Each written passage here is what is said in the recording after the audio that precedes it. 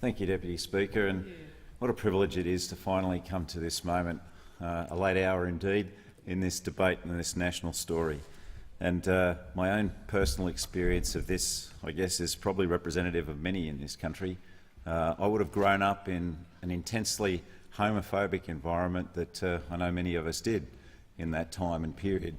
And certainly I grew up in an extremely strict Christian household with an extremely strict Christian upbringing, so I know the book inside out. But from there, of course, obviously playing rugby and rugby league with a generation that quite often openly talked about that shocking, jarring phrase that, as we regard it now, of poofter bashing.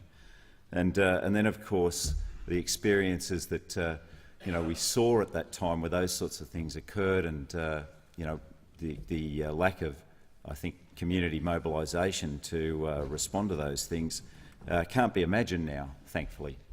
And then I joined, of course, an army that actually made same-sex relationships illegal. They were a criminal offence in the Defence Force. There were great resources of investigation dedicated to rooting out those issues.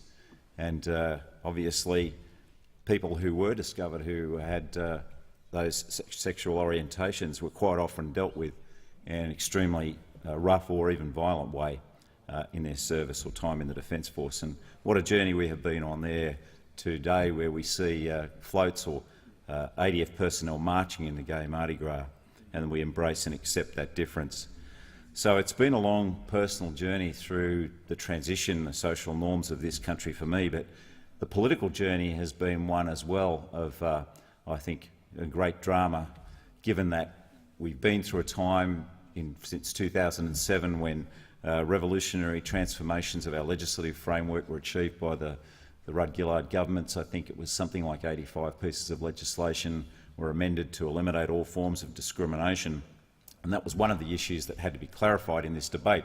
Many people that I engaged with often thought that this proposal encompassed issues around the status and handling of children and other factors, but we were able to disabuse them of those misconceptions, of course.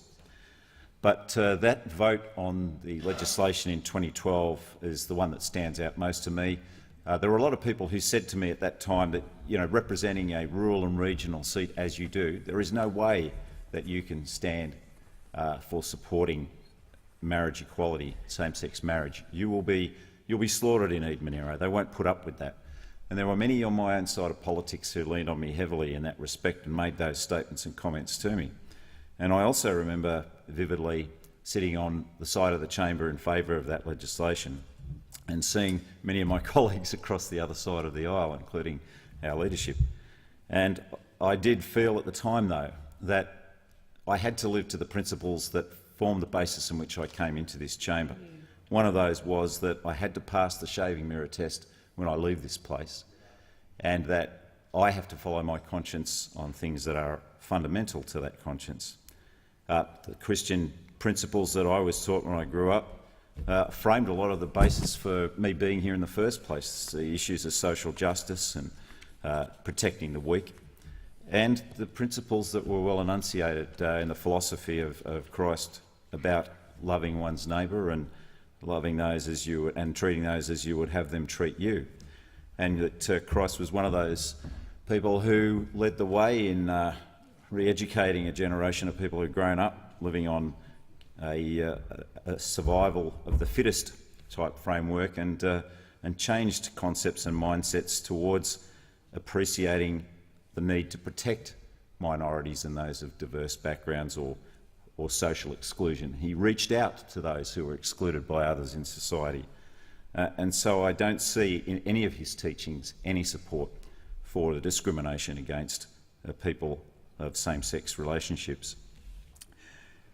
I also came to appreciate, of course, that this has been with us since the dawn of time. Since the human species existed, there's always been homosexuality, so it's as natural as any other biological aspect of our being.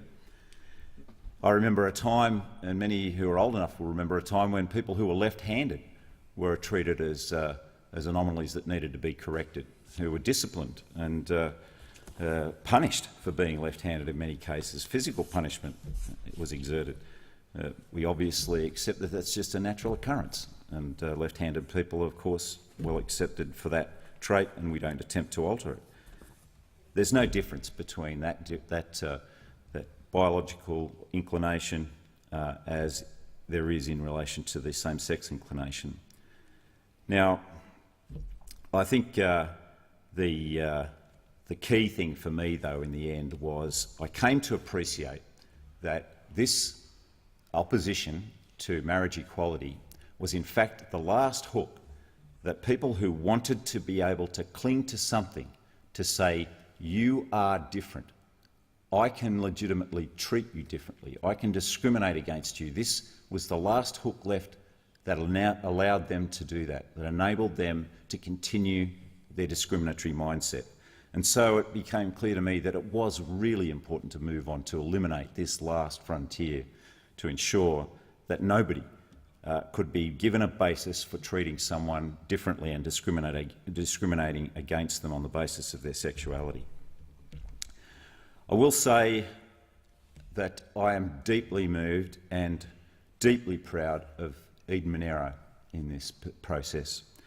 Eden-Monaro responded magnificently. Over 80% of people filled in the survey, and 65% of them voted yes for marriage equality. 65% of a rural and regional community, the very people that everyone told me back in 2012 would slaughter me if I voted for this proposition.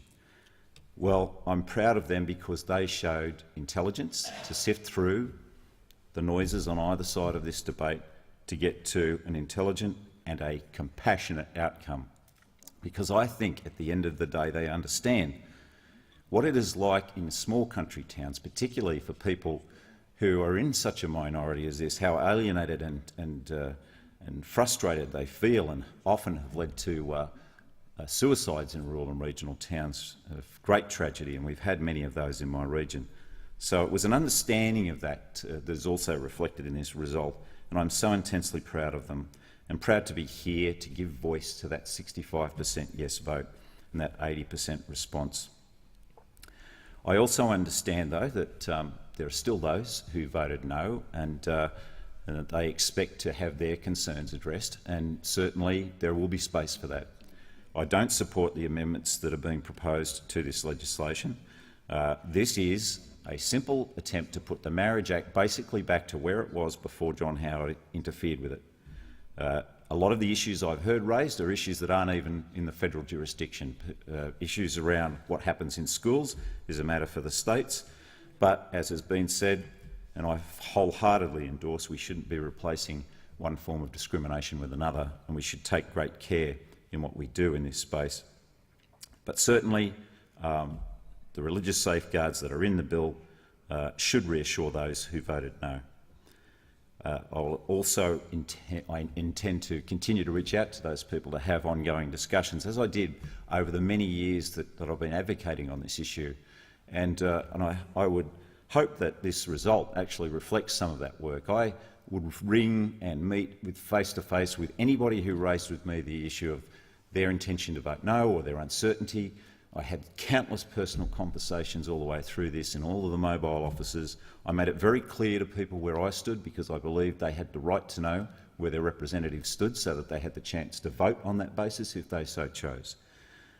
But those conversations were very rewarding. I took them on the personal journey I'd been through, and I think at the end of the day that had some impact, along with my advocacy in our public media. So I'm really pleased and proud at that result, and I'm proud to represent a region that can be so intelligent and compassionate. And I want to thank young Eddie Blewett, that the Deputy Leader mentioned, and his mothers Claire and Nerily. Eddie and his family, so brave, so forthright and so articulate in fighting this battle. They have made Tathra and Eden-Monaro proud in their behaviour and their representation of what a loving family unit can be in this context. I also want to say thank you to David Wilson and Kyle Moser, who operate the post office in Cobargo, who bravely put a rainbow flag up above the post office. Were told by Australia Post to take it down.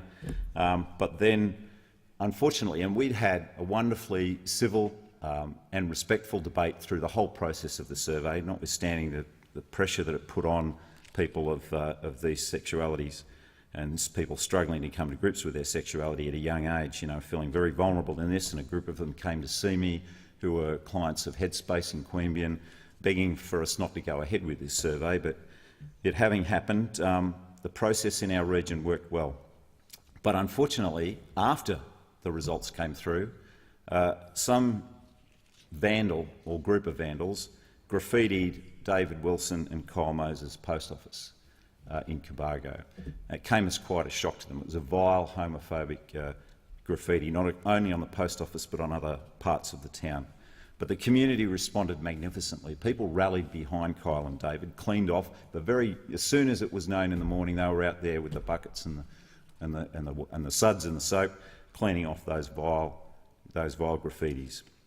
And I was pleased to be able to phone them and to go down and meet with them personally as well, to reassure them about the support of our community. Those people should realise that they say more about themselves than they do about people of same-sex relationships. They're the ones who broke the law and who threatened to divide our community. And they should be ashamed of themselves, and I would urge them to come forward and apologise for that, because otherwise they will have to live with that act for the rest of their lives. So finally, Mr Deputy Speaker, there is one message I think that this whole process should really educate us to absorb.